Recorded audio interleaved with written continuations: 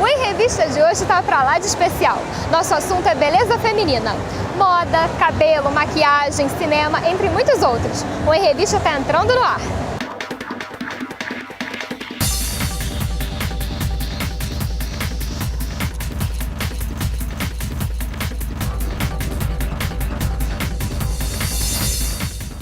Base, pó, blush, rímel são alguns dos itens que você costuma usar para fazer uma maquiagem incrível. Mas será que você sabe a história deles? Para aproveitar, eu fiz um tutorial de maquiagem para você aprender não só a se maquiar, como também conhecer a história da maquiagem. A maquiagem é um item importantíssimo para muitas mulheres, mas se engana quem pensa que se maquiar é coisa recente. Segundo pesquisas, a maquiagem surgiu no Egito por volta de 3.000 anos antes de Cristo. Sabe aquele dia que você precisa estar maquiada, mas não tem muito tempo? Então hoje eu vou mostrar pra vocês como eu faço uma maquiagem rápida pro dia a dia.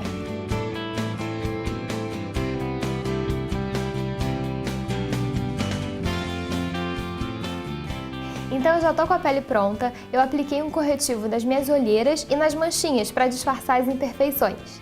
Eu apliquei um BB Cream, que é levinho, tem uma cobertura boa e é fácil de aplicar. E para facilitar mais ainda, eu apliquei com os dedos. E para selar tudo isso, eu apliquei um pó compacto em todo o meu rosto.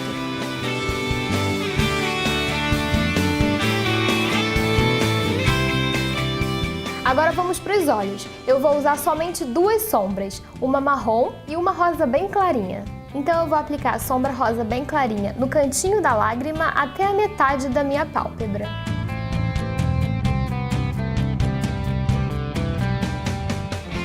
Agora com a sombra marrom eu vou passar no meu canto externo e um pouco no côncavo. A sombra é o item de maquiagem mais antigo.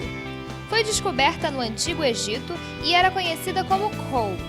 Acreditava-se que o kohl, além de proteger os olhos, ainda tinha poderes de ajudar o faraó a prever o futuro. Aí eu venho com um pincel fofinho de esfumar e esfumo tudo isso.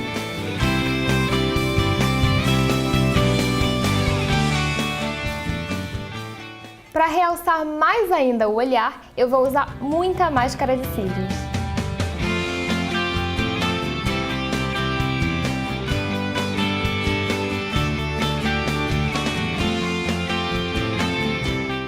Agora eu vou redefinir as minhas sobrancelhas.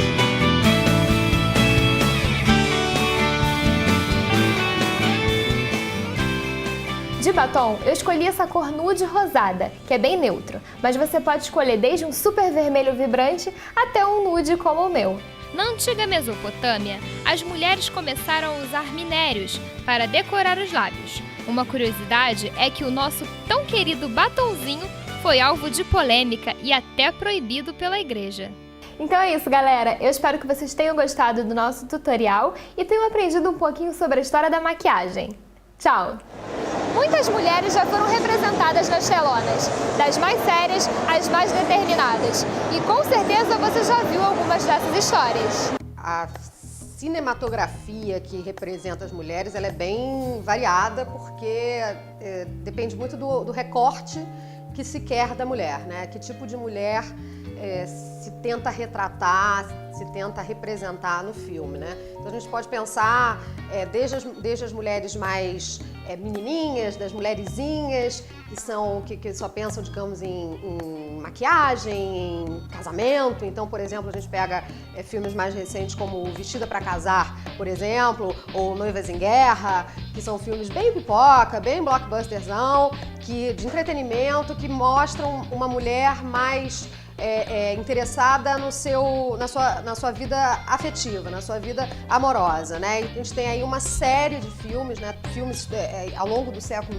XX, né? A gente ainda tinha muito fortemente a representação dessa mulher que era mais talhada para a vida doméstica, né? Cujo o ápice da sua vida seria o casamento.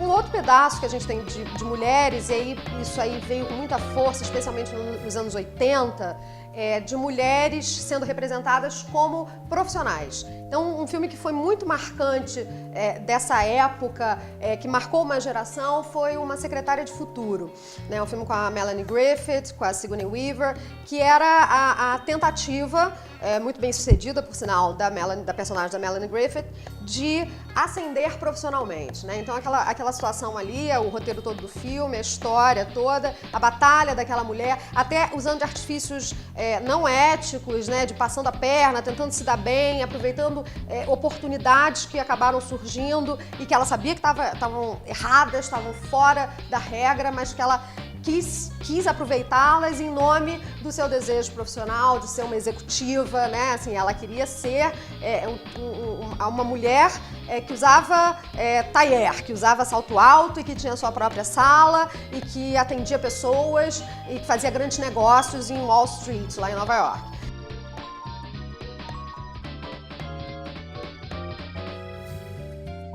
A gente tem outras representações, né, aí pegando com um pouco mais de densidade, também que dialogam com questões históricas, como o Orgulho e Preconceito, né, de mulheres que de alguma forma precisam escapar de certos estereótipos, de certos tabus, que querem romper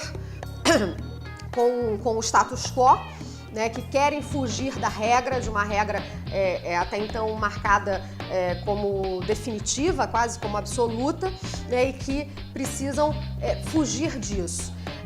E em paralelo, se a gente fizer uma comparação bem perversa quase, a gente pensar no outro registro feminino que o cinema nos mostra também, do Legalmente Loura, por exemplo, daquela mulher que é assumidamente perua, que adora ser perua, que não sente culpa nenhuma por isso. E ao mesmo tempo, o que é interessante desse filme é que, ao mesmo tempo que ela tá naquela peruagem, ela é aquela patricinha, ela tá dentro de todos aqueles padrões femininos, aqueles arquétipos, então, da mulherzinha, então, e que ela, na verdade, ela só vai pra faculdade pra correr atrás do namorado dela, do que ela queria, né, do noivo, que dá o pé na bunda dela porque, você não é o tipo de mulher pra mim, porque eu preciso de uma mulher mais séria, e ela só vai pra faculdade pra ir atrás dele. E aí, quando ela chega na faculdade, ela acaba por um caminho bem torto, se interessando, e no final ela acaba mostrando que ela tem competência e talento, justamente por ser aquela patricinha perua, maluca, e por causa daquilo ela conseguiu vencer lá a causa e mostrar que, apesar de toda a cor de rosa, ela tinha um conteúdo muito interessante também, que podia se sobrepor à sua embalagem. A gente já volta.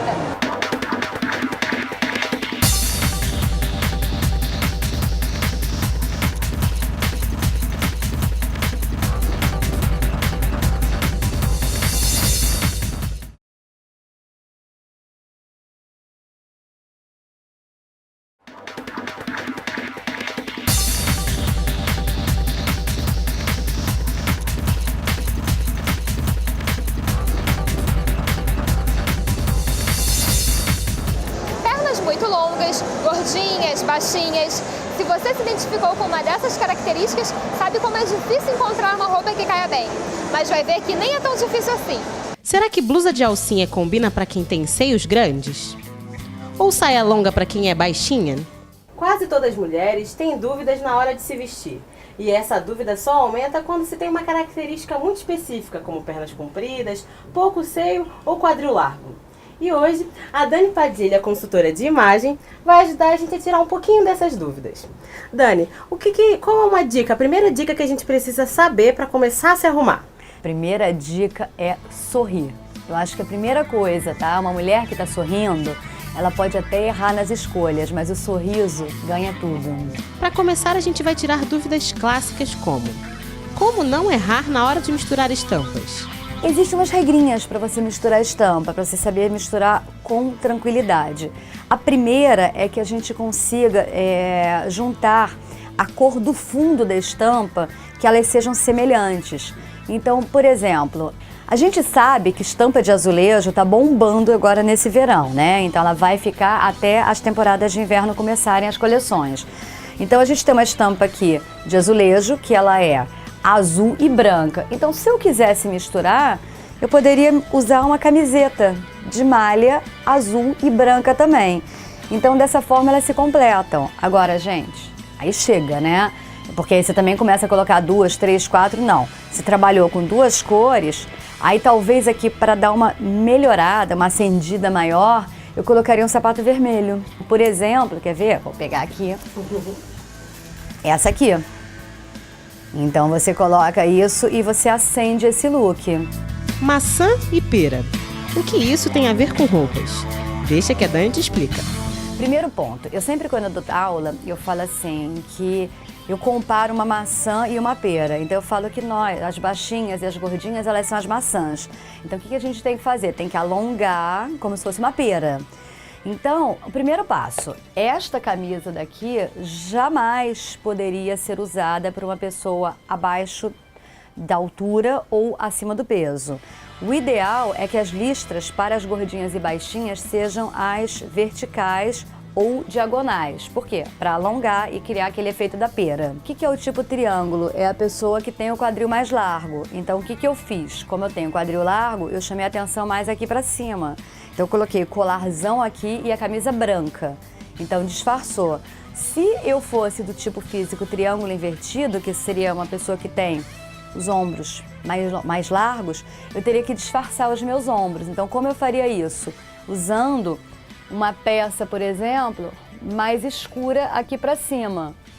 Então, por exemplo, com uma camiseta polo aqui por cima.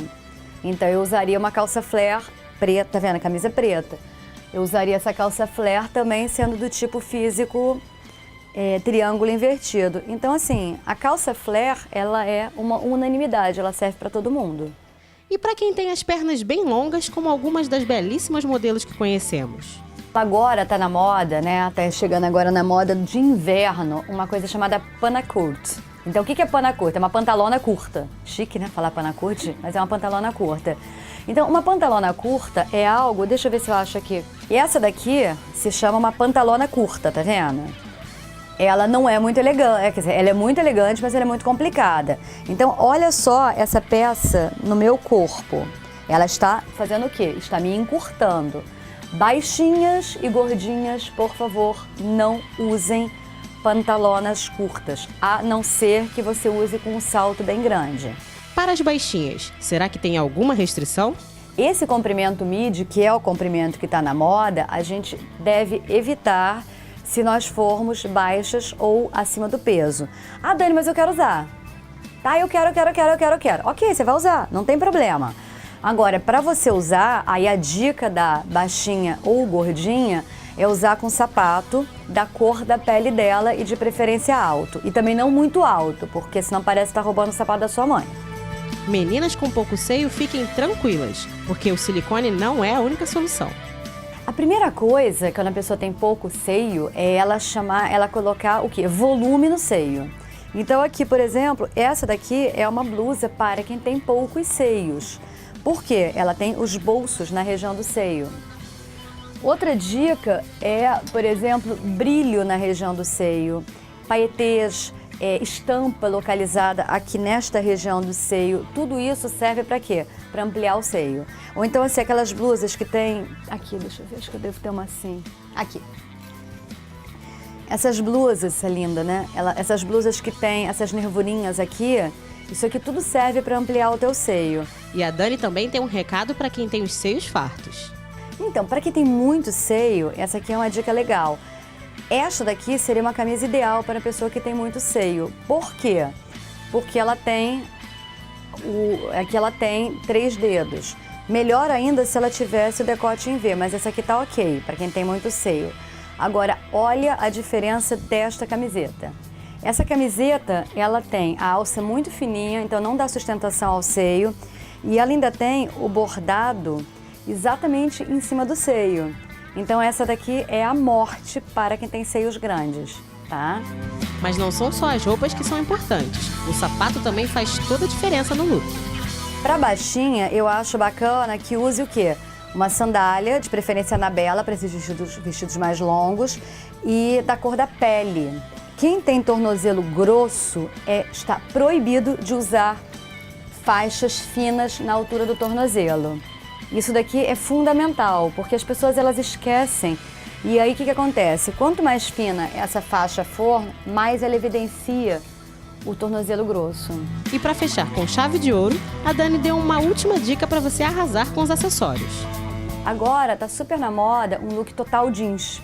É jeans com jeans. Como é que a gente dá uma bossa, como a minha avó falava, para esse look jeans? A gente pode manter o azul, e aí eu posso pincelar aqui, por exemplo, azul. Então eu mixei várias pulseiras azuis e aí eu montei o look. E aí se eu quiser colocar um salto alto e chamar mais atenção ainda, eu ainda posso usar o quê? Um brincão. Então eu tenho acessório aqui e brinco aqui. E nada de colar. O programa volta já já com mais beleza pra você.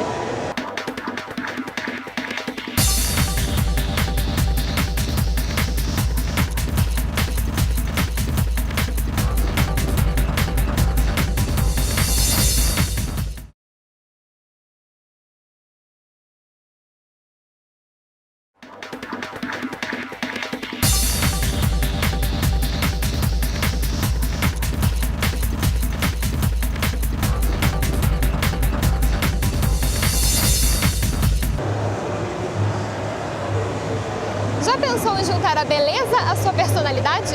Pois esse é o trabalho do visagista.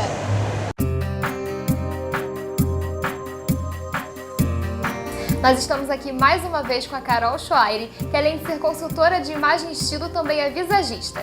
E hoje nós vamos conhecer um pouco mais sobre essa profissão.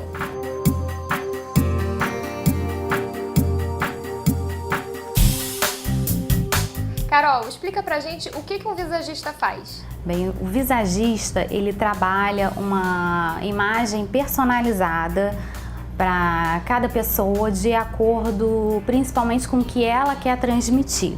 Existe algum curso, alguma faculdade? Como que funciona a formação de um visagista? Existem alguns cursos específicos nessa área e hoje em dia até já tem uma faculdade que também aborda o assunto do visagismo, né? Não é só sobre o visagismo, é sobre cabelo também. Geralmente cabeleireiros procuram muito esse curso e já é um curso superior. E como que funciona esse processo? Geralmente eu marco com a pessoa aqui no escritório, a gente conversa sobre as necessidades dela, eu tento entender o jeito dela, o temperamento dela através da análise dos traços. A gente tira fotos para fazer um estudo, uma análise de todos os traços da pessoa, que inclui o formato de rosto, qual o cabelo que ela está usando atualmente, os olhos, as sobrancelhas, a testa, nariz, até os dentes. A gente faz essa análise e em cima disso eu faço um trabalho onde a gente define um corte de cabelo, uma sobrancelha, né, que possa estar mudando, uma maquiagem, para que ela transmita a imagem que ela está querendo passar. Eu trouxe alguns exemplos de sobrancelha para estar comentando. Então, nesse caso, é uma sobrancelha arqueada. Esse tipo de sobrancelha, ele transmite um dinamismo, uma vivacidade no olhar. Esse outro tipo de sobrancelha, ela é uma sobrancelha curva. Ela transmite um aspecto, um semblante mais melancólico. E a gente tem que tomar um pouquinho de cuidado com esse tipo de sobrancelha, porque se a pessoa também tiver o formato dos olhos caídos, ela pode transmitir um semblante de tristeza e até de uma certa preocupação. Essa sobrancelha já seria considerada muito fina. Ela também transmite um ar melancólico e de certa fragilidade. Essa é uma sobrancelha grossa, ela transmite personalidade ao olhar, uma força no olhar, mas ela também pode pesar um pouco. Então a gente às vezes trabalha para dar uma suavizada, mas cada caso é um caso e vai ser de acordo com o que também a pessoa está querendo transmitir através da imagem.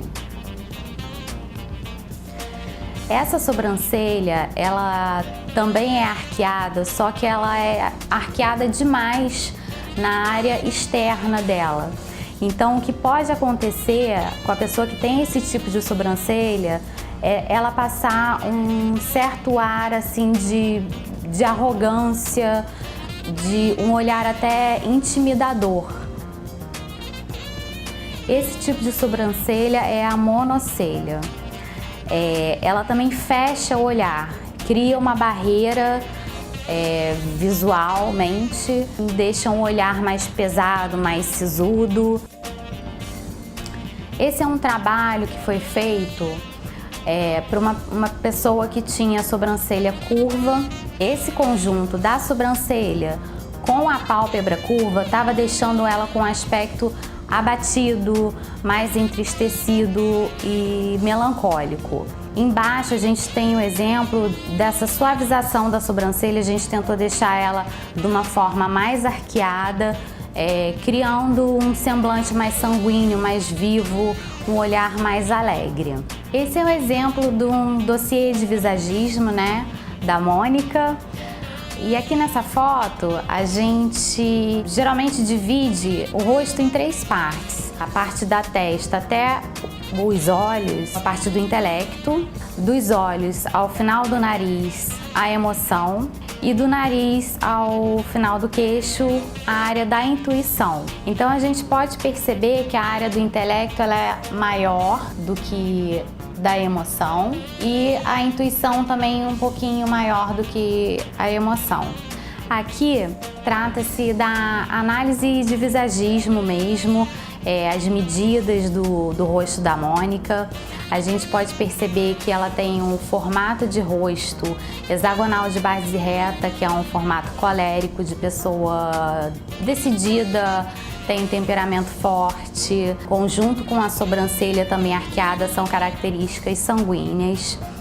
O formato do queixo também triangular, sanguíneo. Então o temperamento dominante dela é o sanguíneo, que é essa pessoa que é extrovertida, gosta de gente, de pessoa, não gosta de rotina.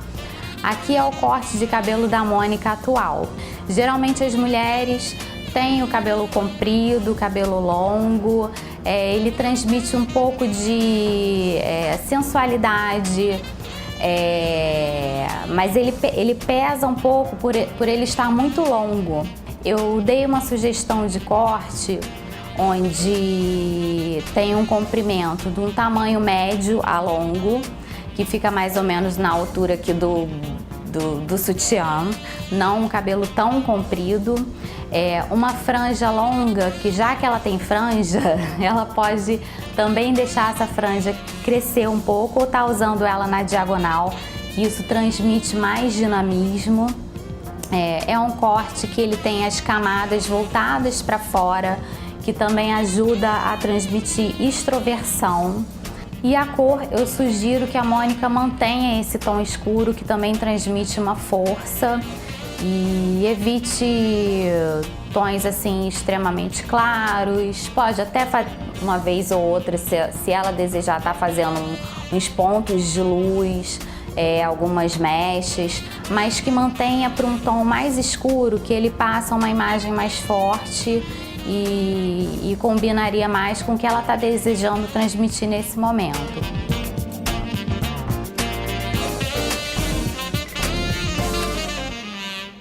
O Em Revista de hoje fica por aqui. Até o próximo programa. Tchau!